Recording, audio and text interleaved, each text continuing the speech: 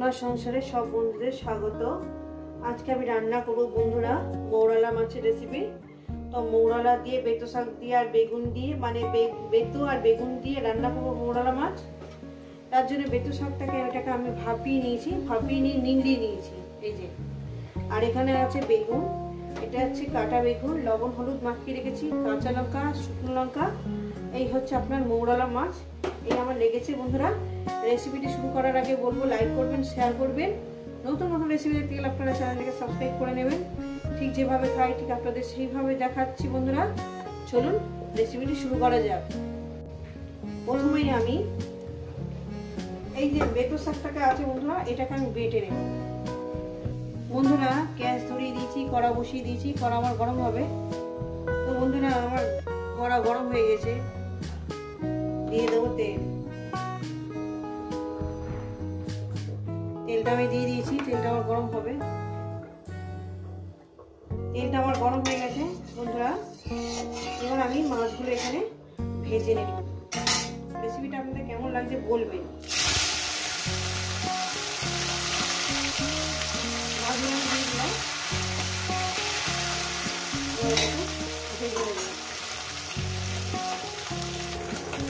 বন্ধুরা মাছের এক সাইড হয়ে গেছে, অপর সাইডটা উঠিয়ে দেবো। এই রেসিপি আপনাদের কেমন লাগছে অবশ্যই কিন্তু বলবেন। ভালো লাগলে লাইক করে দেবেন, শেয়ার করে দেবেন, সাবস্ক্রাইব করে দেবেন। ভালো লাগলে চ্যানেলটাকে ভালো থেকে একটা সাবস্ক্রাইব করে দেবেন। তো বন্ধুরা দেখুন মাছগুলো আমি সুন্দর করে ভেজে নিয়েছি। মাছগুলো আমি তুলে নেব।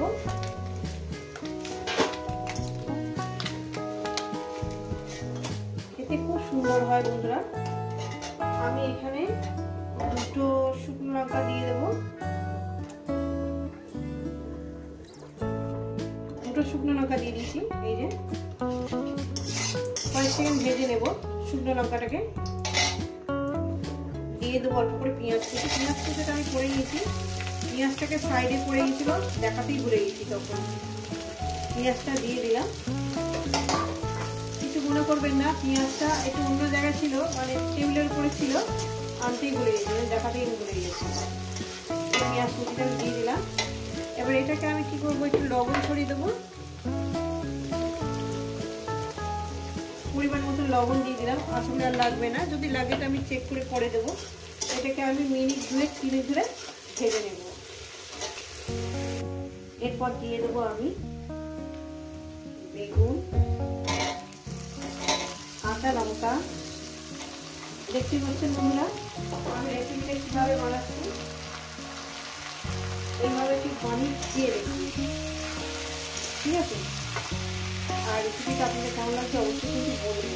এটাকে আমি আরও 4 মিনিট বেগুনটাকে মিডিয়াম গ্যাসে আমি 4 মিনিট ভেজে নেবো। আমি মিডিয়াম গ্যাসে দিয়েই রান্নাটা করি, 4-5 মিনিট ধরে ভেজে নেব। এই বেগুন ভাজার মধ্যে দিয়ে দেবো এই শাকটা। দেখেন বন্ধুরা এই শাকটাকে আমি এইভাবে ছিপে ছিপে করে বেটে নিয়েছি। এটাকে আমি ভাজবো, এই বেগুনের সঙ্গে ভাজবো, শুধু আরো 5-7 মিনিট ধরে এটাকে ভাজবো। 5 মিনিট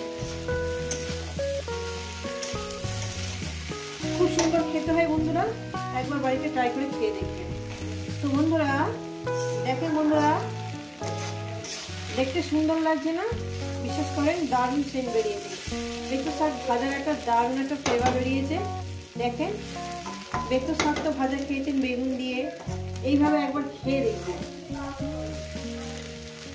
যত সুন্দর করে ভাজবেন, যত সুন্দর করে মানে রান্নাটা করবেন ততটাই টেস্টি হবে।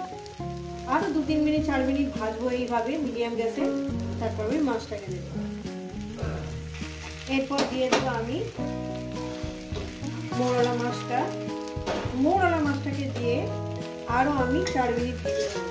দেখতে পাচ্ছেন বন্ধুরা শুধুই কিন্তু আমি ভাজাই করে যাচ্ছি, এর মধ্যে আমার কিন্তু অন্য কিছু আর দিলাম মানে দেবো। এইভাবে রান্নাটা হবে, এইভাবে আরো 4 মিনিট ভাজবো। তো বন্ধুরা হয়ে গেছে আমার বেতো শাক ভাজা বা মৌরলা মাছ দিয়ে আলু বেতো শাক ভাজা হয়ে গেছে। এটা আমি নামিয়ে দেখাচ্ছি।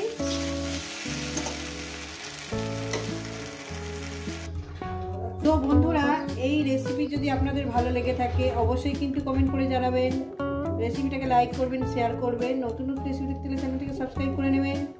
ঠিক যেভাবে খেয়েছি সেইভাবে কিন্তু রান্না করে দেখিয়েছি। আবার নতুন কোনো রেসিপির সঙ্গে দেখা হবে। সবাই তো ভালো সুস্থ থাকবেন, ভালো থাকবেন, আর আমার নিত্য নতুন ভিডিও দেখবেন, কিন্তু এইভাবে বানিয়ে খাবেন।